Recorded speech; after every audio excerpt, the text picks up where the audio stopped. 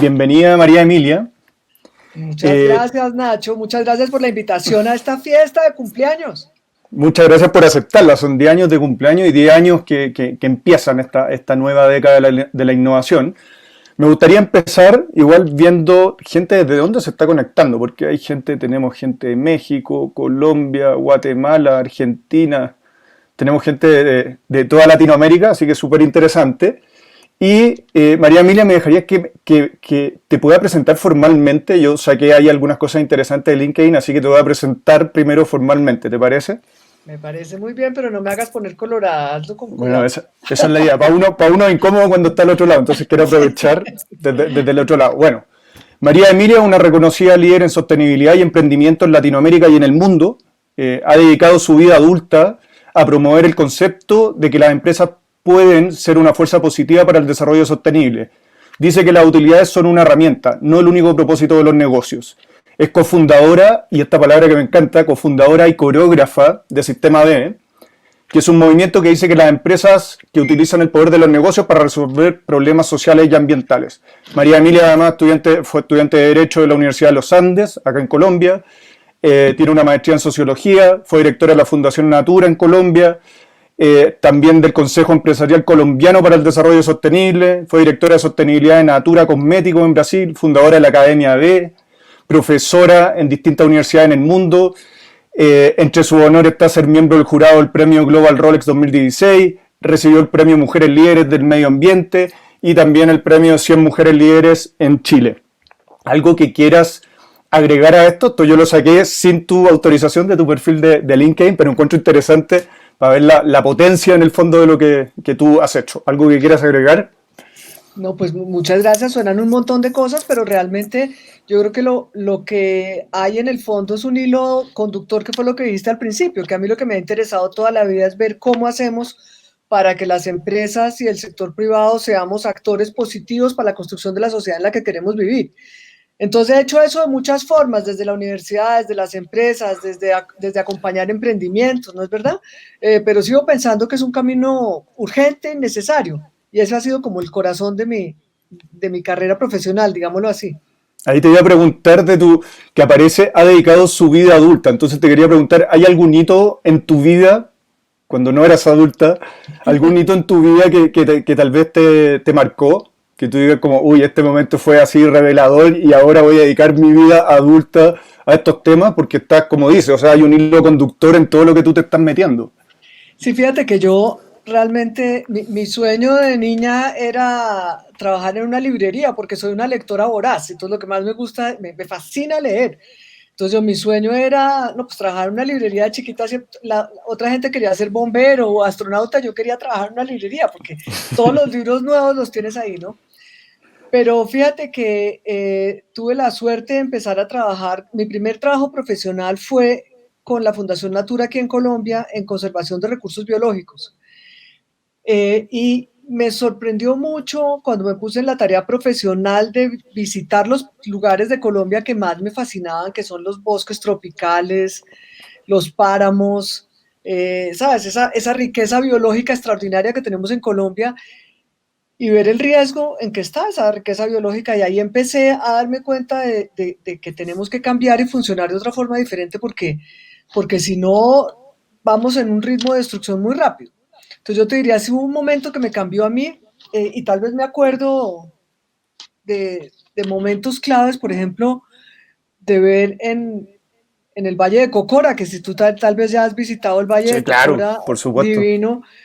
eh, Fue uno de los primeros proyectos que hicimos, fue trabajar en el Valle de Cocora para la conservación de la palma de cera y ver el desafío que era la producción ganadera al lado de esta riqueza y esta belleza de sitios, ¿cierto? Pero la gente vive de eso. Entonces, ahí el desafío no es solamente proteger esas cosas hermosas, valiosas, que es la biología, sino darnos cuenta de que tenemos que aprender a convivir desde nuestra forma de ser humanos, productivos, con sistemas de mercado, y esa biología extraordinaria y esa riqueza, además de los patrimonios culturales de las culturas ancestrales, ¿cierto? Entonces, el desafío y lo que a mí me marcó fue ver cómo hacemos para poder convivir con esta diferencia, ¿cierto? Y ese ha sido como La pregunta que tengo siempre yo, ¿cómo hacemos para tener una buena calidad de vida que todos queremos para nosotros, para nuestros hijos, para las generaciones que vienen? ¿Y cómo hacemos para que la naturaleza, la riqueza de la diversidad cultural se mantenga? Y yo creo, Todas María esas preguntas. Emilia, a esto se suma, digamos, también tú, que te iba a preguntar un poco por tu nacionalidad. O sea, tú eres colombiana, pero eres muy cercana a Chile, estuviste en Brasil, tú te sientes, no sé, eres más latinoamericana que tal vez relacionada con alguna nacionalidad. Eso enriquece tu visión definitivamente. Yo, de hecho, en algún momento cuando nos conocimos, yo pensé que eras chilena inicialmente, pero ahí nos fuimos conociendo. Entonces, como eso nutre también tu visión. Yo creo que uno es de todas partes al final, ¿cierto? Porque tú que llevas viviendo varios años en Colombia también ya tienes algunas cosas colombianas seguro, ¿cierto? Menos Yo el que vivo, acento, creo. bueno, yo tampoco todavía tengo el acento chileno, fíjate, Ah, y bien. todavía no me sale bien.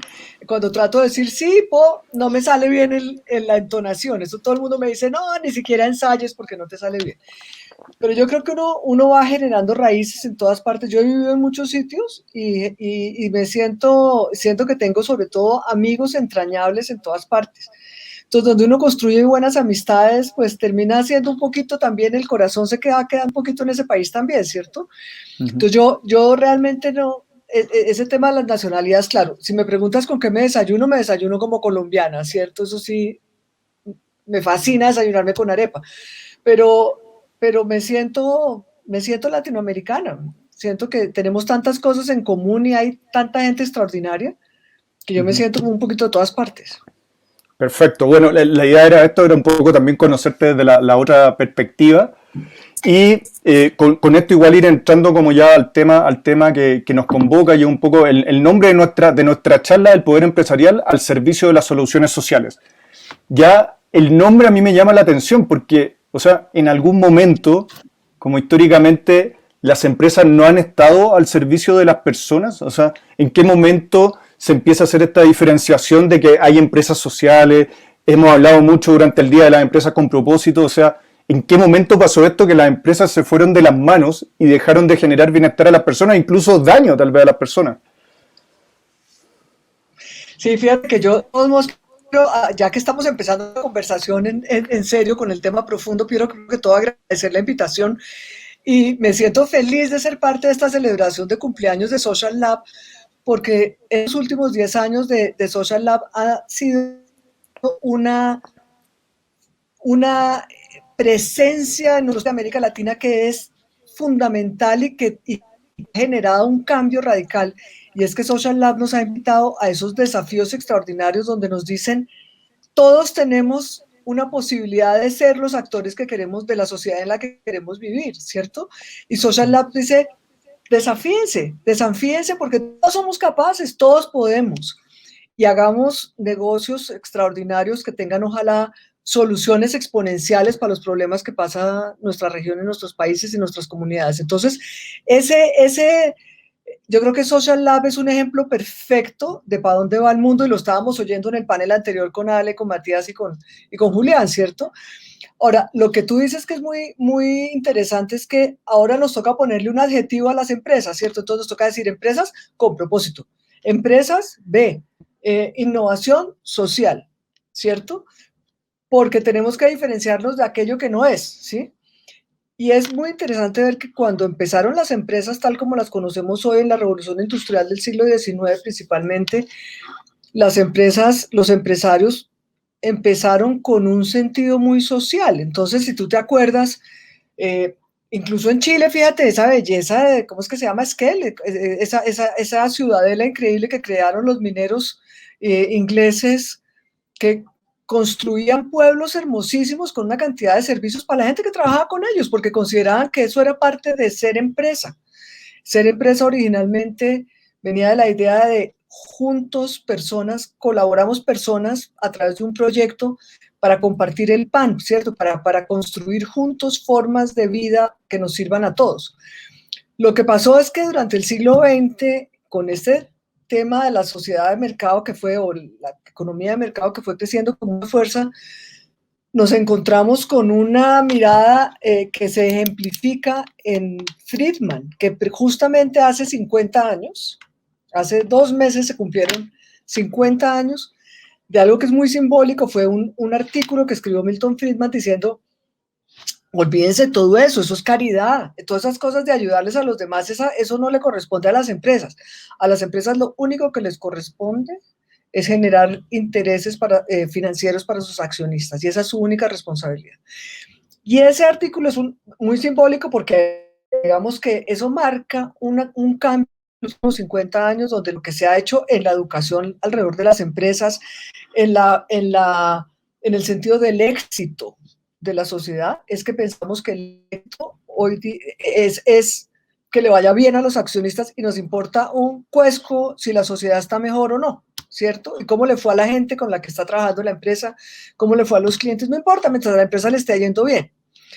Lo que está pasando, afortunadamente, es que en los últimos 15, 20 años hay una cantidad de gente en el mundo diciendo: ¿sabe que no?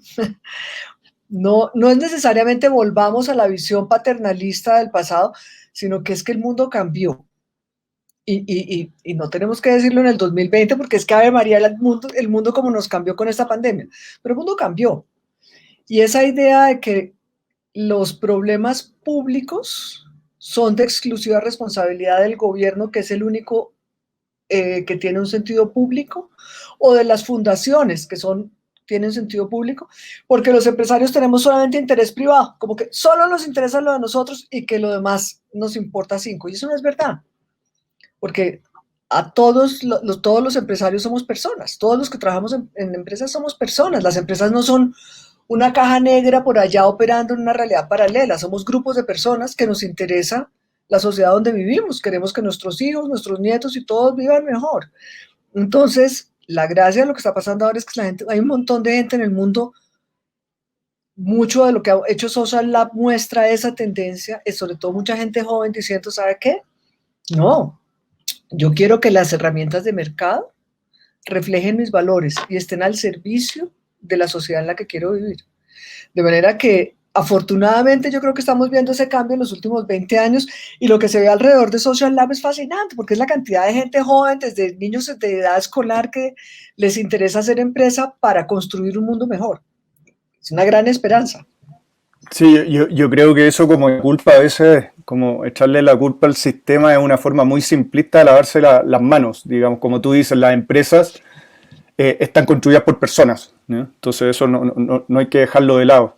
Hablaste de Sistema B, me gustaría, no sé si nos puedes contar un poquito más de Sistema B, por si hay gente que está conectada que no conoce Sistema B o no entiende bien. Y también preguntarte, ¿podría Friedman ser coreógrafo de Sistema B, ser parte de Sistema B? Pues mira, ojalá que sí, y quiero empezar por decirte que yo creo que el gran desafío que tenemos en el mundo hoy, y el gran desafío democrático de las sociedades y del planeta, es que podamos tener comunidades en el desacuerdo. Yo creo que lo más importante que tenemos que aprender hoy es cómo convivimos con las diferencias, ¿cierto? Porque tenemos el bendito problema de la polarización, y es que si tú estás acá y yo pienso así, no nos podemos juntar, ¿no es verdad? Y no nos queremos ni escuchar, porque tenemos miedo de la diferencia. Y la verdad es que compartimos el mismo país, compartimos el mismo planeta, ¿cierto? Todos vivimos en el mismo, y vamos a tener que seguir conviviendo en el país. Entonces, esa idea que nos tenemos que dar en la cabeza y agarrar un fusil para salir del otro simplemente porque piensa diferente, pues saben, es prehistórica, eso no puede ser así, ¿cierto? Tenemos que aprender a convivir en la diferencia.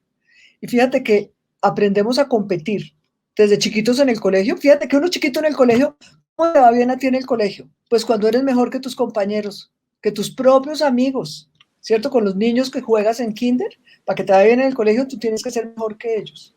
Es una forma de éxito que estamos involucrando en la educación desde la infancia. Entonces, lo que tenemos que aprender, que lo que tenemos que hacer es colaborar, ser capaces de vivir con la diferencia, tener esa comunidad con la diferencia, ¿cierto? No tenemos que pensar igual, pero tenemos que poder convivir con las personas que piensan diferente. De manera que yo creo que la primera cosa interesante que está pasando en el mundo hoy, y fíjate que la pandemia nos mostró, en la pandemia ninguno se salva solo. O nos vacunamos todos, o nos cuidamos todos, o estamos todos fritos, ¿cierto? Estamos desesperados con la pandemia. Bueno, nos toca a todos cuidarnos entre todos. Ninguno se salva solo. gran lección de la bendita pandemia que nos tiene hasta acá, pero qué bueno que algo nos quede de esa época tan difícil. Y ahora para contarte un poco del sistema B. Sistema B es el resultado de algunas personas que teníamos también hace 10 años preocupaciones similares a las que estamos teniendo todos en esta conversación, y es cómo hacemos para que todas esas ideas geniales que estamos conversando se vuelvan realidad y seamos capaces de ser una fuerza positiva para el cambio en América Latina. Ahí trajimos esa idea de las empresas B porque un poco la pregunta que se hacen los empresarios, muchos empresarios dicen o decimos, yo quiero ser un actor positivo en la sociedad, claro que sí, yo quiero ser un buen ciudadano corporativo, quiero que mi empresa sea una empresa reconocida porque hacemos las cosas bien, pero ¿qué es lo que tengo que hacer? Porque no es, en la universidad no le enseñan a uno eso, y en el entorno empresarial, pues de eso no se habla. Entonces las empresas B son una forma de hacer empresa, que es un movimiento liderado por accionistas, donde los accionistas se comprometen legalmente, no es solamente un compromiso voluntario, sino es un compromiso legal, se comprometen a tener un impacto positivo en la sociedad y la naturaleza, se comprometen con un propósito, pero no solamente como una declaración grandilocuente, sino que legalmente llevan ese compromiso al Estatuto de Constitución de la Sociedad.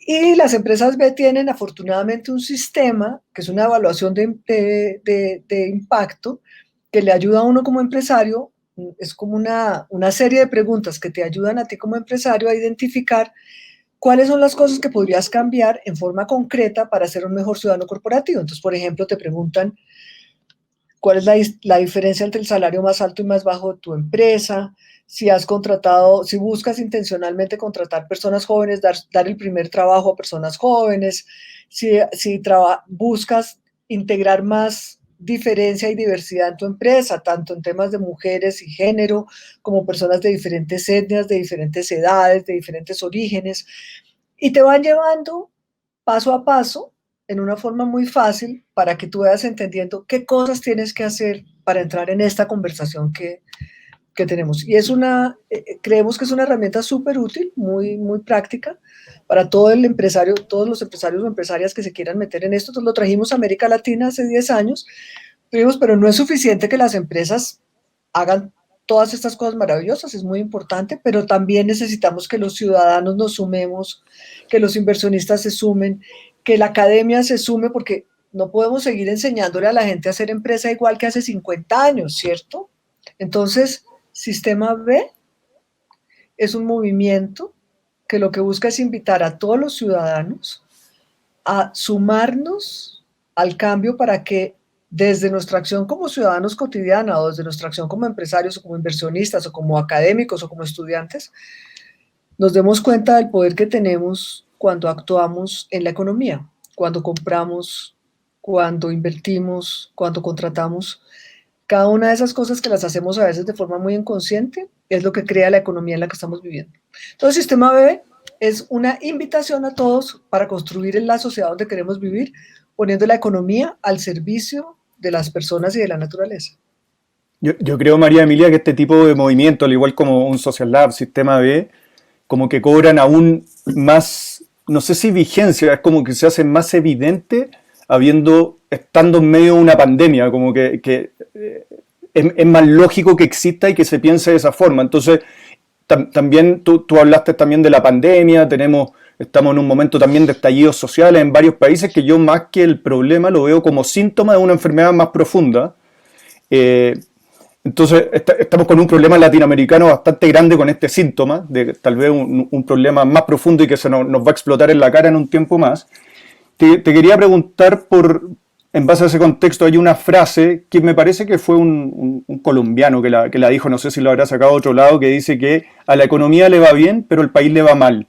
Digamos, como ese tipo de visiones, como ¿qué te genera? O sea, porque ahí es evidente como que estamos pensando en la economía como algo totalmente independiente de las personas, que es lo mismo que estamos hablando de las empresas van por un lado y la sociedad va por otro lado. Entonces, como esa frase, ¿cuál es tu reflexión sobre eso o qué te detona? Pues primero que todo un recuerdo de infancia, porque me acuerdo estar sentada en la mesa de la casa de mis papás en almuerzos o en comidas con amigos de mis papás, y esa era una frase muy, muy común, decir a la economía le va bien pero al país le va mal. Que cuando uno se pone a pensar, dice uno, qué cosa tan absurda, porque resulta que la economía y el mercado son la forma como nos estamos relacionando también los seres humanos, nos relacionamos en muchas formas, pero también a través de la economía, ¿cierto? Entonces, quiere decir que a algunos les está yendo bien y a muchos les está yendo mal, esa es la traducción concreta de esa frase, ¿cierto?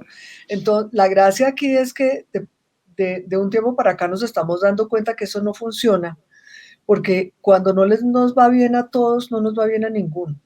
Esa es la verdad, ¿cierto? Porque lo que dices de los estallidos sociales, yo lo que lamento mucho es que los ciudadanos tengamos que acudir a la agresión y a la violencia para ser oídos. Eso es un dolor y eso es algo que hay que solucionar. Las reivindicaciones o los pedidos que estamos haciendo los ciudadanos son absolutamente, pero ¿cómo puede ser el tema de las pensiones, el tema de la salud, el tema de sentirnos que a nadie le importan nuestros problemas? Es una necesidad para todos los latinoamericanos, sino hablar y lo mismo está pasando en otros países del mundo. Entonces, la verdad es que lo que tenemos que darnos cuenta todos es que necesitamos formas de aprender y de encontrar cómo convivir y solucionar los problemas sin necesidad de acudir a la violencia. Que la violencia es un, es un recurso porque si no, uno no lo escucha, ¿cierto? Entonces, bueno, pues ¿por qué no? ¿Quiénes no estamos escuchando y a quiénes no estamos escuchando, ¿cierto? Entonces, una cosa que está pasando fascinante en Chile y en otros países, pero en Chile es muy interesante lo que está pasando, la cantidad de espacios de diálogo. Tenemos que hablar de Chile, ahora nos toca participar, los cursos de diálogos del Instituto Nansen. Nosotros mismos estamos haciendo un proyecto de escenarios para Chile, donde la idea es que invitemos a ciudadanos de la total diversidad a construir una mirada de futuro dentro, ¿cómo será Chile en 15 años? Chile dentro de 15 años va a ser un Chile muy diverso. Entonces esa mirada de futuro la tenemos que construir con personas muy diversas, ¿cierto?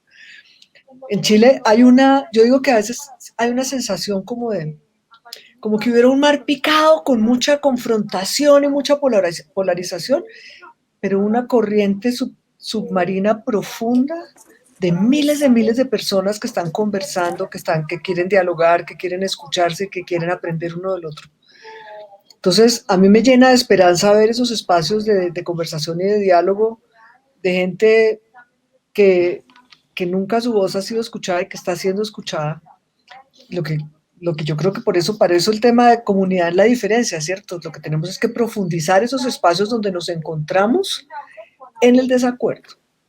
¿Y tú, María Emilia, crees que dentro de este proceso de cambio también en Latinoamérica, que lo propicia también la pandemia, va a generar obviamente una ruptura, un cambio, estos estallidos sociales que también están tomando fuerza en distintos países en Latinoamérica? ¿Tú crees también que las empresas han estado como a la altura de la situación? O sea, tú has visto también como la reacción de las empresas frente a la misma pandemia, frente a esos estallidos sociales, los ven más como que algunas empresas se sienten como culpables y tratan de ocultarse, o tú crees que también las empresas han entendido ese rol social que yo creo que siempre lo han tenido, una cosa es que lo acepten o no, digamos, pero tú crees que el empresariado a niveles generales Latinoamérica han estado al nivel de la situación?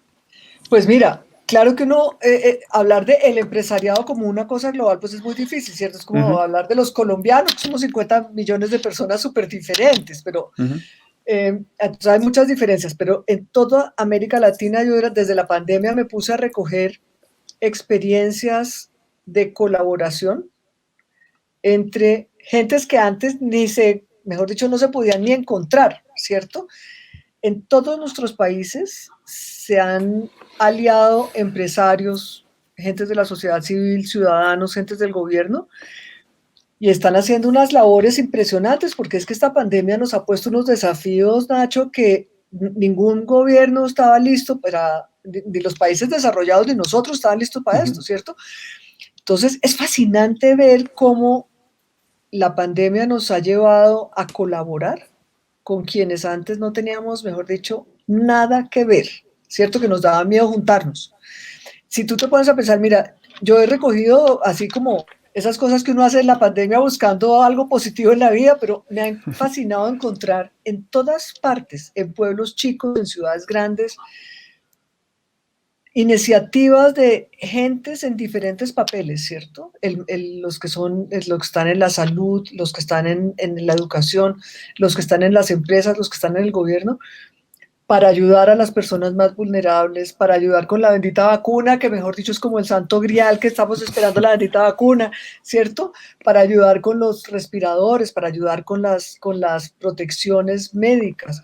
Entonces, todas esas cosas que y los gobiernos, tengo que decir que han hecho un papel impresionante, porque nuestros gobiernos en países que no son los países ricos, sino los países de América Latina, ni estaban ni preparados, ni tenían los recursos, ni nada. Y fíjate que es impresionante que cuando uno mira cómo estamos en América Latina hoy, pues no estamos tan mal, ¿no es cierto? Nadie está bien en la bendita pandemia, pero no estamos tan mal porque nuestros gobiernos han funcionado y han funcionado. ¿Cómo te parece la cantidad de pruebas de coronavirus que se están haciendo en América Latina? Las medidas de cuidado y control, cómo se están implementando. Todo perfectible, todo, mejor dicho, mucho mejor se podría hacer, claro que sí, pero no estamos tan mal, ¿cierto? Y quiere decir que los gobiernos han funcionado y han sido acompañados por colaboración de muchos diferentes. Los empresarios, yo encuentro muchos empresarios de todos los tamaños, empresas grandes, medianas, chiquiticas, muchos se han reinventado para encontrar una nueva vida en esta pandemia. Por ejemplo, ¿qué tal la cantidad de empresas que ahora hacen mascarillas y antes hacían poleras, ¿no es cierto? Los que hacían cerveza y ahora hacen alcohol antibacterial.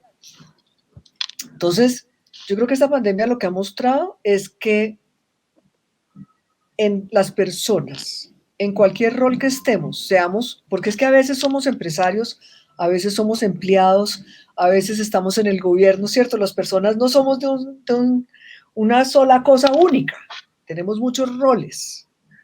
Las personas en su rol de empresas, muchos se han movilizado para traer soluciones, O sea, colaborando con mucha gente.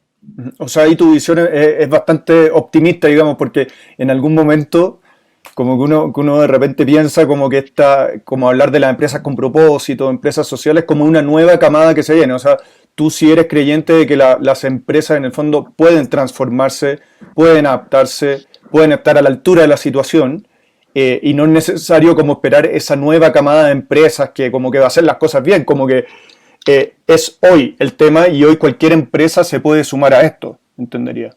Absolutamente, y es que el que no se suma, como decían en el panel anterior, al que no se suma en esto lo va a dejar el tren, porque es que las expectativas de los ciudadanos y del mundo cambiaron, ¿cierto? Entonces, nosotros todos estamos esperando que las empresas, los gobiernos, los vecinos, todos, las expectativas no son solamente del sector empresarial, ¿cierto? Tenemos expectativas del gobierno y de las comunidades y los propios vecinos que viven en tu propio edificio. Yo también tengo expectativas, yo quiero que se cuiden igual como me cuido yo, porque todos nos estamos cuidando entre todos. Entonces, el sector empresarial o las empresas y las personas que trabajamos en empresas tenemos esa misma preocupación. Entonces, yo creo que lo que hay que hacer es fortalecer esa tendencia que ya está presente, y en esta pandemia hemos visto muchas empresas que no habían entrado a esta línea de pensamiento y están haciendo cosas fascinantes.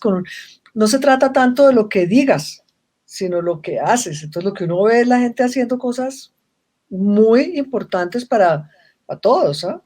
Y yo creo que lo que pasa es que eso ya se está volviendo la forma común y corriente de funcionar. Oye, María Emilia, ya a esto se suma que uno creería que es positivo, aunque uno no está tan seguro, que es esto, como que la pandemia obviamente empujó y aceleró la famosa revolución 4.0, la cuarta revolución industrial. se habla mucho de la automatización de los procesos, pero por otro lado, claro, se escucha el desempleo que también está trayendo la pandemia, entonces ahí uno empieza como a mezclar cosas, como me gustaría como conocer tu visión un poco de qué es lo que se viene en ese sentido, también sobre la empleabilidad o el mercado laboral en general, que, o sea, yo tengo 40 años y ya muchas veces me siento obsoleto en algunas tecnologías, entonces, o sea, cada vez estamos viviendo más y al parecer cada vez el talento debe ser más joven para que comprenda más las tecnologías, entonces ahí como que la verdad no tengo una opinión y me gustaría como escucharte sobre qué crees que podría pasar como hablando más hacia el futuro. Pues mira, uno lo que pasa es que fíjate cómo tenemos como compartimentalizada la cabeza, ¿cierto? Entonces uno dice, no, la revolución esta 4.0 magnífica porque a las empresas les va a ir mejor, va a haber más crecimiento económico. Lo que pasa es que esa mirada es importante, pero no es suficiente. Entonces mira lo que pasa y te voy a poner un ejemplo concreto. Mm, mm, no me acuerdo la cifra exacta, pero como el 70-80% de las mujeres que perdieron su empleo durante la pandemia no pueden volver a trabajar porque están a cargo del cuidado de los niños o de los parientes mayores o de las personas enfermas. Quiere decir que casi la mitad de las personas de la sociedad que están en edad de trabajar y en capacidad de trabajar no pueden trabajar porque están a cargo del cuidado, porque no hay colegios, no hay guarderías, entonces, ¿quién se queda con los niños? Pues la mamá, ¿sí? Entonces, si te lo pongo en la misma dimensión económica, tienes casi la mitad de la población sin poder trabajar. ¿Cómo generamos un desarrollo económico si lo único que nos importará es el PIB si la mitad de la gente no puede trabajar? Bueno, es porque tenemos que pensar ahora que no es solamente, por ejemplo, mira, en casi todos los países de América Latina se promovieron políticas de reactivación alrededor de la construcción, porque es un gran generador de empleo, mano de obra de poca calificación. Pero resulta que menos del 6% de los empleos son para las mujeres. Incluso además si fueran el 100% para las empleadas para las mujeres, pues tampoco los pueden tomar porque están cuidando a los niños. Entonces, fíjate, la gracia es que hoy tenemos que hacer una conversación más compleja. No es una situación solamente moral o ética, no es hacer el favor, sino darnos cuenta que es que estos son los problemas de la sociedad, ¿cierto? Si la mitad de la población, que son mujeres, no pueden trabajar o al trabajar tienen condiciones de pago menor, cuando no tienen seguridad social y no pueden ahorrar para sus pensiones, ¿cierto? Cuando están a cargo del cuidado de los niños, bueno, pues es un problema para toda la sociedad. Igual como en Chile, no sé si viste, en Chile, por ejemplo, las mujeres jóvenes tenían que pagar más en las ISAPRES por el riesgo de maternidad. Ah, Ujú. pero a Qué ver, locura. ¿cómo así que, y por qué yo tengo que pagar más? ¿Cuál riesgo de maternidad en primer lugar? Y en segundo lugar, eh, eh, Riesgo. todos nos interesa que haya niños, obviamente, ¿cierto? Entonces, pues que lo paguemos entre todos, como entre todos pagamos la recolección de la basura, ¿cierto? Entonces, lo que nos estamos dando cuenta es que tenemos que cambiar la forma como presentamos los problemas y cómo encontramos las soluciones. La gracia de esta forma de mirar es que no tenemos, y fíjate, no tenemos que quedarnos pegados de la mirada del siglo XIX, porque es que ya estamos en el XXI y en el siglo XXI con unos cambios tan radicales como los que trajo esta pandemia. Entonces, tenemos que encontrar otras soluciones, ¿sí? Entonces, cuando miras el tema de la revolución industrial, cuando tú miras solamente este tema de decir, ¿cómo hacemos para generar más dinero y no nos importa cuánta gente se quede sin trabajo? Hombre, pues es una bobería porque cuando salgas a la calle te vas a dar contra las narices con el problema social, pues esta es una mirada incompleta de la realidad. Entonces, ¿cómo hacemos para tener tremendos rendimientos financieros con esa nueva capacidad tecnológica extraordinaria, generando bienestar para la sociedad? Esa es la pregunta que tenemos que hacer, ¿cierto? Las preguntas son más complejas. Como son complejas, no se pueden dar soluciones fáciles, porque a veces sería Ujú. más rico poder decir A más B igual 6, salimos del problema, pero no, la complejidad es algo con lo que tenemos que vivir. Y la realidad es que nos va mejor a todos si las soluciones nos impactan positivamente a todos. De acuerdo, María Emilia, como muy bonito todo esto que dijiste recién. Y Y como tú siempre estás siempre estás metida como en cosas súper inspiradoras desde el sistema B y todo en lo que te estás metiendo, me gustaría ya como para ir cerrando, me gustaría como que nos cuentes de algún proyecto, alguna iniciativa, algo que estás impulsando de las últimas cositas para estar atento, estarte siguiendo, porque seguro que cualquier cosa que estés haciendo va a estar relacionado con esto, no te imagino en otras cosas, entonces que nos des el trailer, la sinopsis de algo que esté pasando o que va a pasar donde tú estés metida, para estar atentos. Pues gracias, Nacho. Mira, estamos haciendo en Chile una iniciativa que se llama Escenarios para Chile, donde lo que te decía hace un rato, creemos que es fundamental que en Chile y en toda América Latina, pero en Chile particularmente, que tengamos una conversación sobre el futuro. No el futuro solamente que queremos o el que nos soñamos, sino el futuro realista y factible, ¿cierto? ¿Cómo puede ser Chile dentro de 15 años? Entonces, Escenarios para Chile trae una metodología desarrollada a nivel internacional, una metodología muy robusta que se ha desarrollado en muchos países a nivel internacional, para hacer esa pregunta con grupos de personas que se consideran adversarios. Entonces, no son las personas que todos pensamos igual, sino justamente las personas con las que no nos queremos ni encontrar, que nos da miedo, que pensamos radicalmente diferentes, porque es esa diversidad lo que construye miradas de futuro más completas. Yo digo como que lo que queremos es recoger el caleidoscopio que es Chile, porque Chile es un país tremendamente diverso, ¿cierto?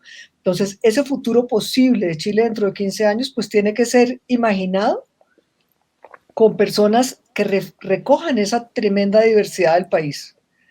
Y la gracia también es que este ejercicio no solamente quiere ofrecer una mirada única posible de futuro, sino que es que el futuro, a ver, si estamos viviendo en esta incertidumbre que estamos viviendo, ¿cierto? No podemos ni planear para dentro de un mes. Entonces, la gracia de esto es que nos ofrece 3 o 4 miradas posibles de futuro. ¿Cómo será Chile dentro de 15 años? 3 o 4 escenarios distintos, construidos a partir de estas personas de profunda diversidad, que nos va a permitir a los chilenos tener una conversación con una referencia común de posibilidades de futuro. Entonces, creo que eso es muy importante porque muchas veces la conversación sobre la historia o la conversación sobre el problema actual nos pone en posiciones irreconciliables. La conversación sobre futuro nos abre la posibilidad de darnos cuenta de cómo construimos justamente comunidad en el desacuerdo, comunidad en la diferencia. Porque dentro del Chile del 2035 lo construimos todos los que vivimos en Chile, ¿cierto? Y todos los que nos interesa Chile, y todos los que hacemos negocios con Chile. Entonces, la gracia de Escenarios para Chile es que es una invitación a pensar cómo lo que estamos haciendo hoy, darnos cuenta que lo que estamos haciendo hoy define la forma como vamos a vivir dentro de 15 años. Así Perfecto. Que invitadísimo, Nacho, a colaborar. Por supuesto, mucho éxito con Escenarios para Chile. Esperemos pronto escenarios para Colombia, escenarios para Ecuador, para Perú, que se pueda replicar ese tipo de iniciativa. Quiero agradecerte por estar aquí en este evento, que para nosotros es muy importante como Social Lab. Un honor tenerte a una llamada, a un WhatsApp de distancia. Es un lujo que uno se da estando en Social Lab y agradecerte profundamente por este tiempo y por esta conversación. De verdad, muchísimas gracias, María Emilia. Pues Nacho, a ti muchas gracias por la invitación y la felicidad de ser parte de esta celebración de Social Lab, que es de las iniciativas que más me gustan en América Latina, y que ojalá los próximos 10 años de Social Lab sean tan extraordinarios como han sido estos primeros días. Y me quedo esperando la fiesta para cuando podamos tomarnos un vinito juntos prontamente, ¿cierto? De acuerdo, así será. Y nosotros Social Lab felices también. Yo a veces digo que Social Lab es la sala de parto del Sistema B. Que muchos emprendimientos que han nacido en Social Lab hacemos la posta. Entonces, nada, un gusto tenerte cerca y quedo con la deuda de ese vino. Ese vino será chileno, no colombiano. Pero lo tomaremos en Bogotá. Nos podemos tomar un ron, pero el vino que sea chileno. Bueno, muchas gracias, María Emilia.